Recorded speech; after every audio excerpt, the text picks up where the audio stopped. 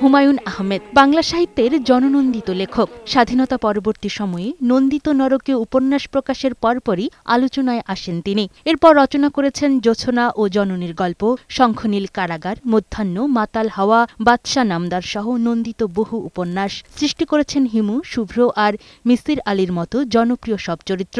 হয়ে ওঠেন বাংলা কথাসাহিত্যের অপ্রতিদ্বন্দ্বী লেখক।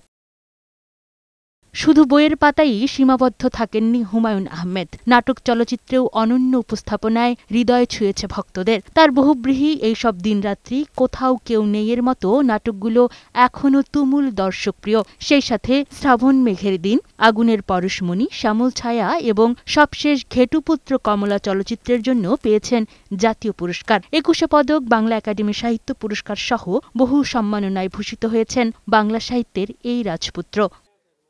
জন্মবার্ষিকীতে গাজীপুরের নুহাশপল্লীতে স্ত্রী মেহের আফরোজ শাওন ও ভক্তরা হুমায়ুন আহমেদের কবর জিয়ারত করেন। কেক কাটা ও ফুলেল শ্রদ্ধায় স্মরণ করা হয় প্রিয় লেখককে। নুহাশপল্লীতে হুমায়ুন স্মরণে জাদুঘর ও গাছ রোপণের কথা জানান মেহের আফরোজ শাওন।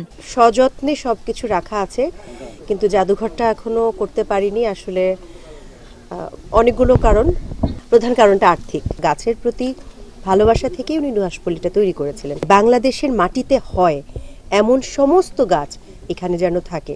এদিকে নেত্রকোনায় এবারও পালিত হয় হিমু উৎসব। হলুদ পাঞ্জাবি ও নীল শাড়ি পরে শোভাযাত্রা করেছে হুমায়ুন ভক্তরা।